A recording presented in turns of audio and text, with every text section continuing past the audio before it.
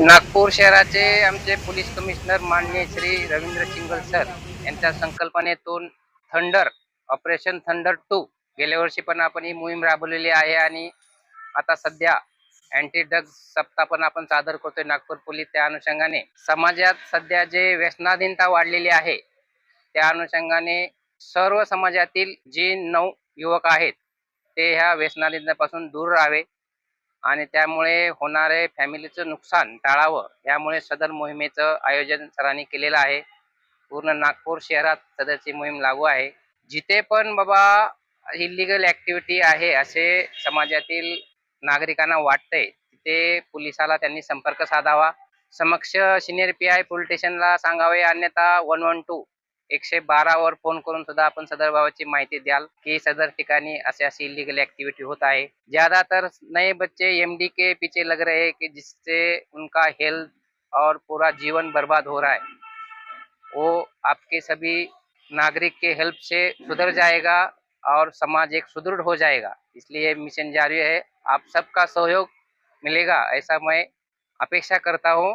और जो भी अगर कहीं इलीगल एक्टिविटी दिखाई देते तो आप तुरंत पुलिस से संपर्क करें या 112 पे फोन करिए.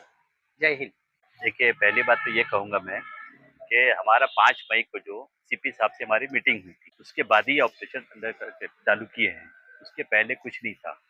हमारे शहर के पूरे पदाधिकारी, प्रदेश के पदाधिकारी और तमाम लोग हैं, इसमें सार्वजनिक लोग के सभी लोग इसमें सीपी साहब ने जो 5 तारीख को जो मीटिंग लिए थे, उस मीटिंग के बाद से हम नागपुर शहर में सभी थानों में जाके ये क्राइम कैसे कंट्रोल किया जाए, उसके लिए हम एक डिपुटेशन दे रहे हैं। और वो देने का मकसद ही हमारा यही है कि क्राइम को कंट्रोल किया जाए।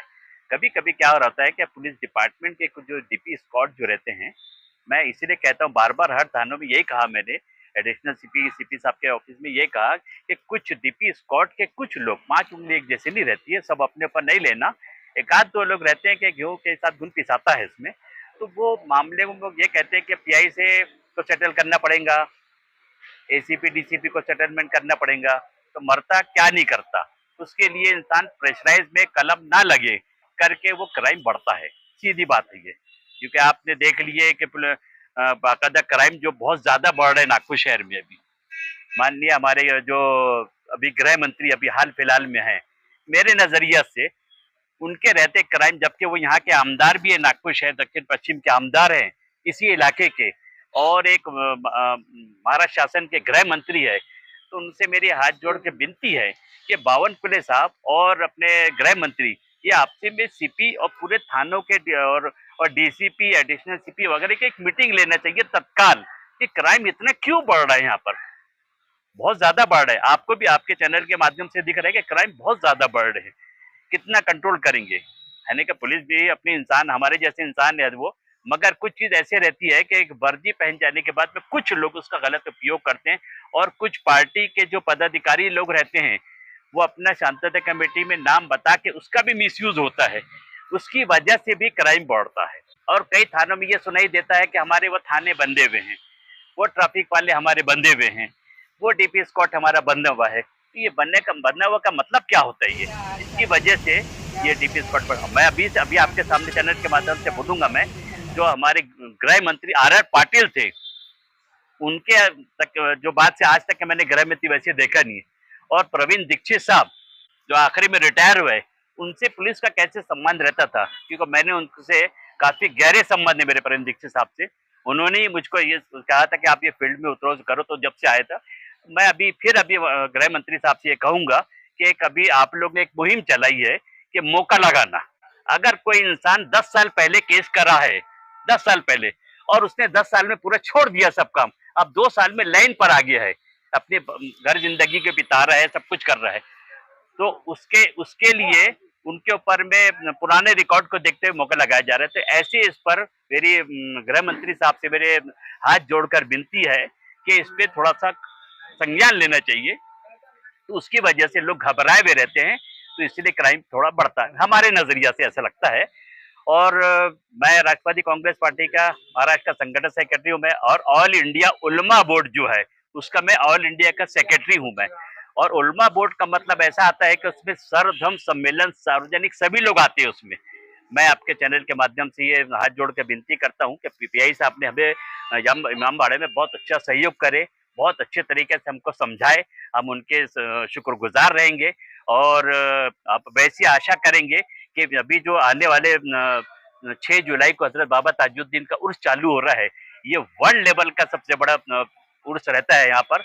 यहाँ हिंदुस्तान के लोग नहीं, ये पूरे वर्ल्ड के लोग आते हैं यहाँ पर और लाखों की तादाद में मजमा रहता है। तो उसको पुलिस का काम है लॉ एंड ऑर्डर कैसे मेंटेनेंस करना। तो आपके चैनल के माध्यम से वो कहता हूँ। मेरा नाम सैयद सुफियान है। मैं राष्ट्रवादी युवक कांग्रेस का महाराष्ट्र प्रदेश का महासचिव हूँ। सबसे पहले मैं आपके न्यूज़ के माध्यम से हमारे नागपुर शहर के पुलिस कमिश्नर श्री रविंद्र सिंघल साहब का धन्यवाद करता हूँ कि उनके द्वारा निरंतर पिछले वर्ष से ऑपरेशन ठंडर चलाया जा रहा था। ऑपरेशन ठंडर के तहत हमने देखा शहर भर के विभिन्न थानों में एमडी, गांजा और नशा मुक्ति के लिए बहुत सारे काम किए गए, मोर्चे निकाले गए, रैलियाँ की गई, पब्लिक को साथ में लेके ऐसी बहुत सारे आरोपियों पे कार्रवाई भी हुई। और कार्रवाई भी कोई छोटी मोटी नहीं, बड़ी बड़ी कार्रवाई हुई, जिससे शहर से एमडी और अमली पदार्थ का कम हुआ है। लेकिन उसको अब फिर से मैं साहब ने डबल से शुरू किया है ऑपरेशन ठंडर को 2.0 के रूप में जो उन्होंने शुरू किया है। इस बार बहुत अच्छा देखने में मिल रहा है। उन्होंने पब्लिक से भी सहयोग मांगा है। हर थाने में जगह जगह मीटिंग हो रही है, हर क्षेत्र में छोटे छोटे चौकों पे, बस्तियों में, सामाजिक विहारों में, मस्जिदों में, मदरसे कमेटियों में, ऐसी सभी लोगों को साथ में लेके मीटिंग की जा रही है। नशा मुक्ति के लिए उनको बताया जा रहा है। पिछले 1 साल से तो हम देख रहे थे कि पुलिस कर ही रही थी, लेकिन इस बार पुलिस ने पब्लिक को जो साथ में लिया और नशा मुक्ति का जो आह्वान किया है, उसके लिए मैं साहब का बहुत बहुत धन्यवाद करता हूँ। सीपी साहब के साथ नागपुर शहर के जितने भी डीसीपी है, जितने भी एसीपी है, पीआई, सबका धन्यवाद करता हूँ। और साथ ही बताना चाहता हूँ कि मैं हाजी सोहेल पटेल साहब का भी बहुत बहुत धन्यवाद करता हूँ, क्योंकि हाजी सोहेल पटेल साहब को भी मैं 1.5-2 वर्ष से देख रहा हूँ। वो शहर में किस प्रकार क्राइम कम हो इसके लिए लगे हैं, शहर में नशा मुक्ति किस प्रकार हो इसके लिए लगे हैं। बीते दिनों में उन्होंने सीपी साहब से मीटिंग लिया था। मीटिंग के माध्यम से फिर नशे का ये सब रखा गया था सामने। जिस प्रकार यशोदा नगर हो गया, पाचपौली हो गया, जिस क्षेत्र में हम रहते हैं, तहसील हो गया, तो हम वहाँ का कहना चाहते हैं, वहाँ पे ज़्यादा ही नशा का कारोबार फल फूल रहा था। लेकिन हाजी साहब की निधन के माध्यम से उनके बाद में उस क्षेत्रों में बहुत सारी कार्रवाई हुई और नशा थोड़ी कम हुई और नशा के कारोबार करने वालों पे भी कानूनी कार्रवाई की गई है। और जो कार्रवाई की जा रही है, इससे इनके हौसले टूटते हैं, पस्त होते हैं। और मैं आपको बताना चाहता हूँ और आपके न्यूज़ के माध्यम से आह्वान करता हूँ जनता से कि पुलिस तो अपना काम करती है, लेकिन पुलिस का हमें भी सहयोग करना चाहिए। किस प्रकार नशा, क्योंकि नशा कब हमारे घर तक पहुँच जाए ये हमें पता नहीं होता। तो इसलिए मैं आपकी न्यूज़ के माध्यम से एक बार अपने शब्दों को समाप्त करते हुए कहता हूँ कि नशे के खिलाफ राष्ट्रवादी कांग्रेस साथ में है, पहले भी साथ में थी और आगे भी साथ में रहेगी। आखिरी बात हो मुझे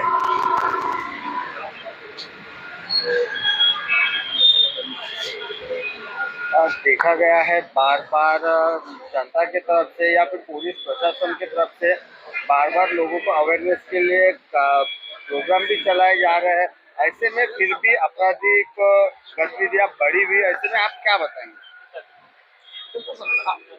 देखिए कि सबसे पहले तो हम लोग नशा के ऊपर बात करते हैं। आज नशे ने हमारे पूरे देश को, संसार के कई स्टेटों को, कई देशों को और कई मोहल्लों को, नीचे तक का, जहाँ तक का पहुँच है इंसान की, वहाँ तक का नशे ने सबकी जड़ें खत्म कर दिया है। सबके संसार उद्ध्वस्त हो गए हैं और उसका जो बॉडी है, जो नशा करता है, उसकी खुद की बॉडी खत्म कर दी है, साथ में उसका मोहल्ला, उसका देश। ठीक है, ये सारी जो समस्या है ये नशे का है।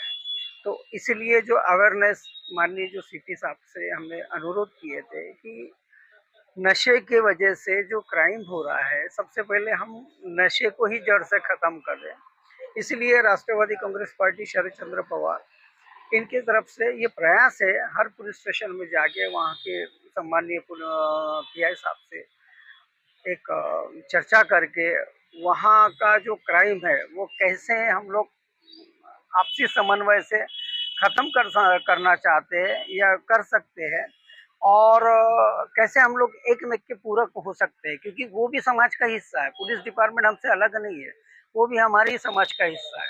तो उनकी और हमारा दोनों का कर्तव्य बनता है, दोनों का दायित्व बनता है कि क्राइम को डिटेक्ट करें, उसकी ये करें हैं, उसकी पता लगाएं और वहाँ से क्राइम कैसा खत्म किया जाए। तो दोनों की समन्वय से होना चाहिए कि जनता और पुलिस। तो यही हमारा संवाद सभी तरफ चालू है और इसमें सफलता मिलेगी। परंतु कुछ लोग होते हैं, जैसे हमारे हाजी साहब ने बताया है कि गेहूं के साथ धुन भी पीसा जाता है, कि पुलिस डिपार्टमेंट ऐसे हम बोल सकते हैं कि कुछ लोग हैं जो जिनकी वजह से संरक्षण भी मिल सकता है। उसमें हम लोग उस बात के लिए नकार भी नहीं सकते उस बात को, क्योंकि कहीं चर्चा सुनने में मिलती है, कहीं जानकारी मिलती है ऐसी। तो चलिए वो भी रास्ते पे आ जाएंगे, वो भी देश का एक अपना कर्तव्य है, वो निभाएंगे। हमारी भी रिक्वेस्ट उन्हीं से है कि सबसे पहले तो हमारे समाज के साथ आपकी मिलती है, पुलिस डिपार्टमेंट भी समाज का एक हिस्सा है, आपका परिवार भी और लोगों के साथ ही रहता है, ठीक है ना। आप भी ड्यूटी होने के बाद उसी मोहल्ले में जाते हैं, तो हम नहीं चाहते कि किसी न किसी वजह से क्राइम बढ़े। इसलिए सब लोग, आप यानी पुलिस डिपार्टमेंट और पब्लिक, ये दोनों का समन्वय लेके एक हम लोग मुहिम छेड़े। नागपुर शहर में तो हम लोग पहल कर ही रहे हैं और पूरे देश में यही पहल होना चाहिए कि एक समन्वय होना चाहिए और क्राइम को रोकना चाहिए।